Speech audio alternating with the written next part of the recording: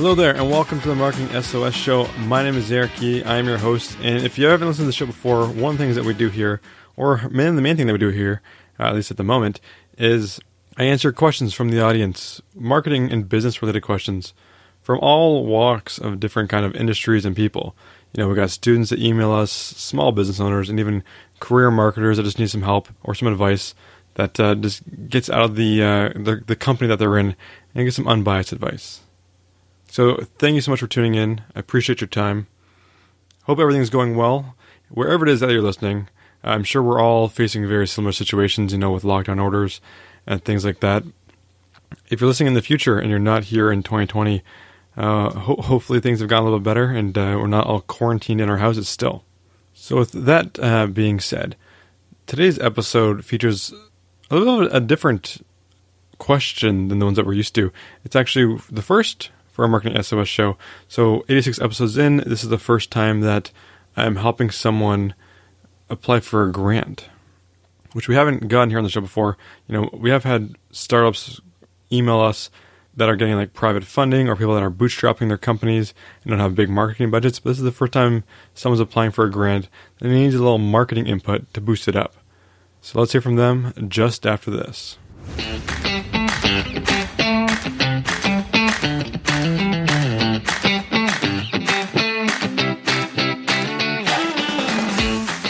So Tim writes, "Greetings, Eric. We are applying for a grant. They have read our initial proposal and asked for a business plan for our vermicompost business. We are feeding all the horse manure produced from our horse farm yearly, 50,000 kilograms, and using composting worms to turn that into some of the best natural fertilizer on the planet. It's like steroids for plants. Fantastic product, and looks like lots of folks will be interested in gardening this year." A draft business plan was reviewed, and I quote, "Finally, I think the big weak point in this plan is an understanding of the potential customer/target market. The marketing plan could use some robustness. I try to figure out exactly who your model customer would be, and then I try to estimate how many people like that there are. And you can do that through Stats Canada or Peace Census or just Googling. Once you get a number, try to write a marketing plan specifically how you are going to reach them. So advertising? Sure. How? What medium? So although I wear many hats, this just baffles me, and frankly, I don't know where to start. Would you be willing to show me what a plan of attack would look like?" This is what we wrote in the draft, in the describe your target market, i.e. demographics area. "Our target market is people who are interested in growing plants and cover a broad spectrum of demographics, age, gender, and socioeconomics. Research indicates that gardening is especially popular with the older segment of our society, and some of our marketing will be aimed at that demographic. However, gardening appeals to people of all ages and backgrounds. More specifically, our target market is educated about the value of all natural fertilizer, particularly a product that will help the earth rather than harm it. They have disposable income to buy products that might cost more but is all natural, chemical-free, and environmentally safe. Our target market are shoppers that are seeking plant products that respond to their values of locally grown food and plant nurturing. We have positioned our vermicompost to supply a wide range of local retail outlets, including market gardens, greenhouse owners, landscape/nursery companies, hydroponic growers, farm supply stores, and the urban gardener. Gardeners, exotic flower growers, and marijuana growers are all included in our target market. Our target retail online market consists of small gardeners and growers across North America. Our wholesale target market consists of local and online sales to large-scale market gardeners. Any tips would be appreciated. Tim." So, hey Tim, great question, and congrats on the grant application going well. This one should be fairly straightforward to fix. To me, it sounds like the reviewer wants a little more detail on each type of person you want to sell to and a granular plan on how to reach them. The reviewer doesn't seem to know exactly how to phrase what they want, so they may not know until they actually see it. So when we talk about expanding the detail on the type of person you want to sell to, we'll call this a persona. A persona is essentially a caricature of a single person that represents an entire segment or types of person. At the moment, by saying your target customers cover a broad spectrum of demographic, age, gender, social economics, it sounds to this reviewer that you think everyone will want your product. You need to show them that you have narrowed down an audience in mind, even if it is in reality broad. In your business plan or presentation, have a section called Personas, where you break down each type of person who will be your target customers. For example, you can have a picture of a woman in her early 50s, give her a name like Sarah, and write a short description about her. Sarah enjoys spending her free time in the backyard gardening. She is frustrated by substandard products and does lots of research online on how to make her plants thrive. Sarah is price conscious, but may pay for a premium product if it delivers results. Sarah is quite engaged online. The best method to reach her would be through digital advertising on Facebook and Instagram. This is essentially fleshing out who these people are and what the best way to market to them is, which is another criticism your grant reviewer expressed.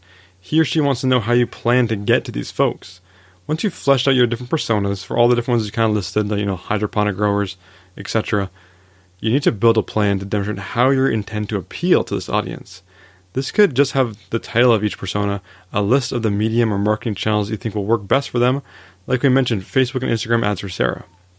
You could include the amount of money you intend to spend to reach them and the frequency you want to advertise to them, and perhaps a short paragraph explaining how you position the ads, such as the ads Sarah will position this as a premium product and explain the high value impact it could have on backyard gardens. Ideally in your text here, or however you phrase these things in your grant document, these are campaigns, and you should focus each one on the messaging that you're providing a solution to people.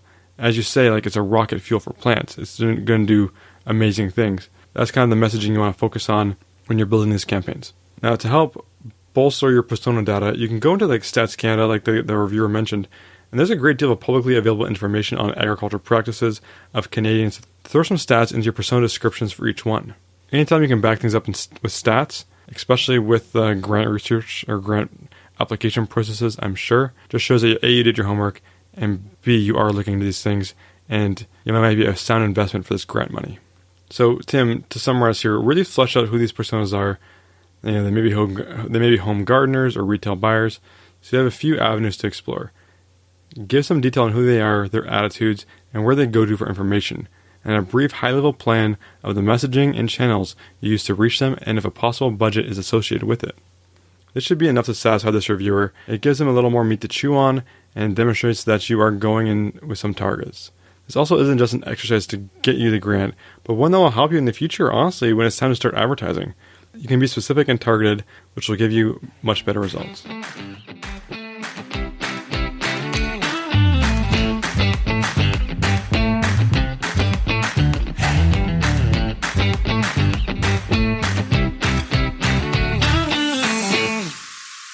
So Tim, thank you for writing in, and thank you for allowing me to do my first grant application, or at least to help with one.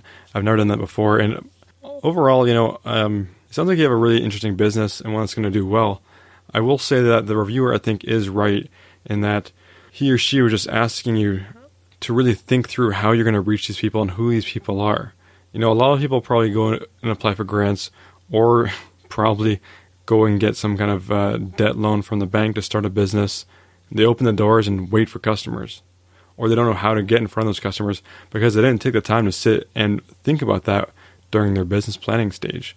It's really easy to get focused on, setting up a shop, getting employees, getting signage and all that stuff. But the most important thing is figuring out if you're going to be able to connect with your product or service to a customer who's going to pay you money for it.